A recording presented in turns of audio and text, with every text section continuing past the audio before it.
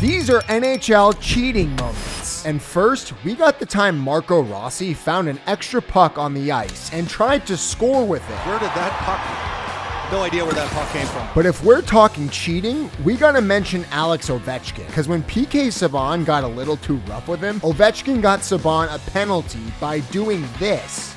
Alexander Ovechkin might be getting a call on that one. Give Ovechkin the Oscar. But sometimes the players aren't cheating. It's the fans. Because one Shark fan tried to bribe the ref. On the video that proves that definitively. Hey, you gotta respect that. And Marc-Andre Fleury was trying a little too hard. Because when he was trying to stop the Blackhawks from scoring, he decided the best defense was to trip him. Never really got a shot away. Hey, some players will do anything to stop the puck. Like the time Marc-Andre Fleury put snow in the goal. They're going to clear Fleury's crease. They're going to say he put snow in there. Nice try, dog. But Tristan Jarry knew if he played fair, he'd get scored on. So he decided the only way to stop the Jets from scoring was to hold their player hostage.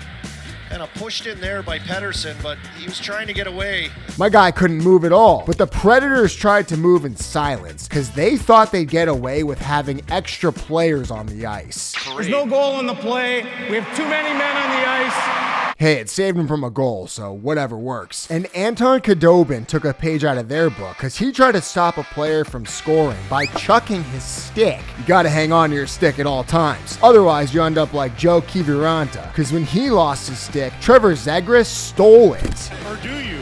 That ends up putting the Stars on the power play, and that's definitely an illegal stick penalty. And the Ottawa Senators know all about that, because Jason Spezza had been using an illegal stick all year. See, in the 2009 season, Jason Spezza had played every single game with a secret advantage, his illegal stick. But in a game against the Maple Leafs, it all came to an end, because when the refs realized Jason's stick wasn't the right size, he tried to be slick and break it. isn't that interesting? But he got caught red-handed.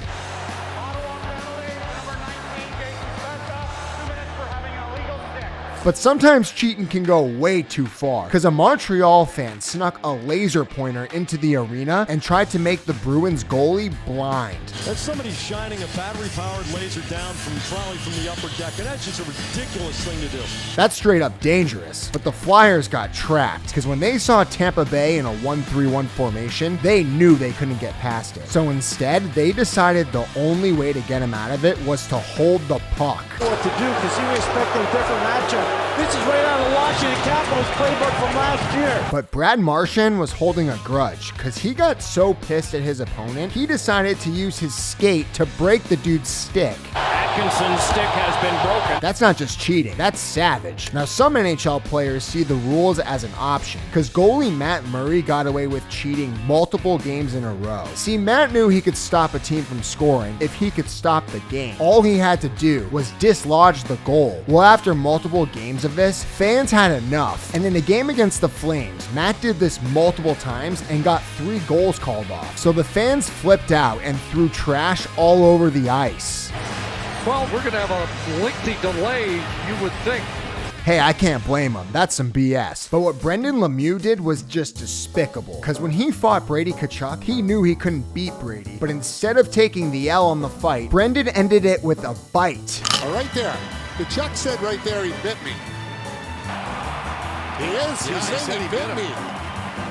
Forget a 5-minute penalty. You gotta go to jail for that. But some players will do anything when they're down bad. Because after Scott Harnell's opponent blew by him, he was about to score. But at the last second, Scott did this.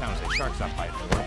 Rick talking coaching. Dude really threw his glove as a distraction. That's effort. But Tony Esposito went to great lengths to cheat, because he wanted to be one of the best goalies ever and figured out exactly how he could do it. Tony came up with a master plan to stop goals through the 5-hole by sewing fish wire between his legs. Dude rigged every shot on goal. But one player on the Blues can't help but cheat, because at 6'6", Vladimir Tarasenko has to use an oversized stick. I mean, at his height, any stick within regulation suspension would be way too short. Well, after making an incredible stop against the Avalanche, he finally got penalized for it. So the Avs will get a power play here at the Enterprise Center. That's not fair, dog. But Roman Josi doesn't care what's fair, because he backed up his goalie by catching a shot on goal. Like a street hockey goalie. Picks this out of thin air right here. I don't care if catching the puck's illegal. That was nasty. But this next moment is just hilarious, because Sean Avery found such a unique way to cheat. The NHL had to make a new rule. See, during the 2008 playoffs, the Rangers had a 5-on-3 power play against the Devils. Now, for most teams, that's a huge advantage, but it wasn't good enough for Sean. So at that moment, he came up with an unthinkable way to cheat by using his stick to distract the goalie. Call it tactics, call it antics. This is unbelievable. I've never seen anything like this. And it worked too, because the very next play, the Rangers scored and won 4-3 in overtime. But while Sean's distraction was great for the Rangers, it turned the hockey world upside down, because not only did the Devils refuse to shake hands after the game, but the media straight up roasted the Rangers. And the NHL decided this couldn't happen again. So just 2 days later, Sean found out the NHL came up with their very own Avery rule. You know you're cheating when you get your own rule. But Marty McSorley found out why you shouldn't cheat, because he got caught and lost his team the Stanley Cup. See, in Game 2 of the 1993 Stanley Cup Finals, Marty McSorley and the Kings were up 1-0 and just one game away from being Stanley Cup champions. Well, with 1:45 left in the game and up 2-1, it looked like they were going to win. That was until the Canadians saw Marty's stick looked a little strange. So they challenged it, and when the refs came over, they realized Marty's stick was illegal. We all challenged the curve on Marty McSorley's stick, which proved to be illegal. And McSorley is crushed. Marty got sent to the penalty box, and with the Canadians now having a power play, they scored, tied up the game, won in overtime.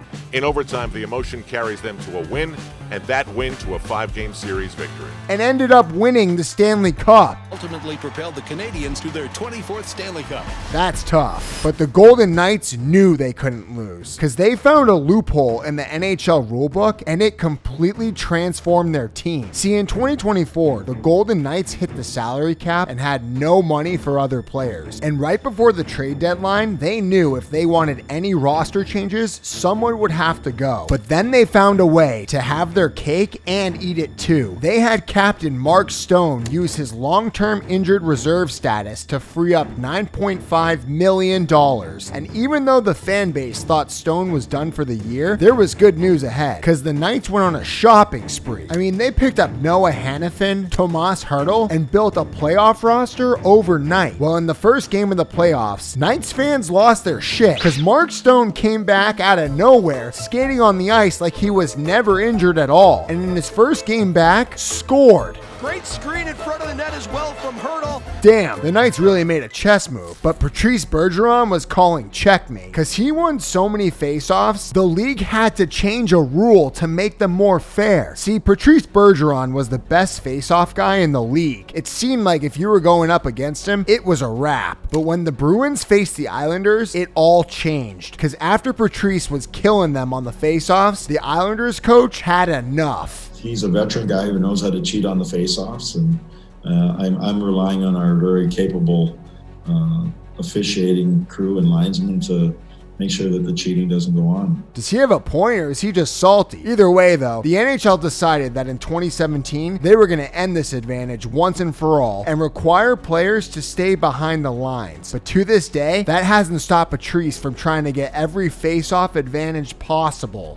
Watch the move there. He'll do anything to win. But Alex Burrows had no control of his game, because a referee almost ruined his season by targeting him. For real. See, right before a 2010 game, Alex Burrows was getting ready to dominate the Predators, when all of a sudden, NHL ref Stefan Auger skated up to him and said something bizarre. The ref came over me and he said I made him look bad in Nashville. He said he was going to get me back tonight. And Now at first, Alex thought the ref was just messing around, but when the game started, he realized the joke was on him.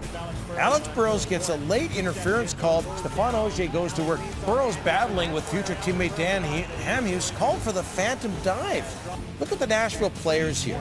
Well, after the game, Alex was livid, calling out the ref for targeting him and demanding the NHL review the game. So the league agreed, and after investigating, they realized Alex was right. But to make matters worse, the ref faced no consequences, and Alex was fined $2,500 for speaking out against the officials. Come on, man, that's whack. But what happened in 2011 was just trash, because one of the heads of the NHL was caught red-handed bribing referees. See, the NHL Senior VP of Operations is supposed to oversee referees and discipline. Well, when Colin Campbell got this position, he became power hungry. And with his son Greg Campbell playing for the Florida Panthers, Colin decided to scheme up a dark plan. He started emailing every NHL official and criticizing them for making bad calls against his son, calling them stupid, dumb, and saying they could be punished for making bad calls against Greg. But he didn't stop there. Colin also praised refs that gave Greg good calls and used his power to convince them that they'd be rewarded for good behavior. Well, in November of 2010, it all came to an end because these emails got leaked, destroying Colin's reputation, and the media flamed his ass. After Colin was caught red-handed, he had nothing to say, and later on in 2011, he officially stepped down from his position. Good riddance.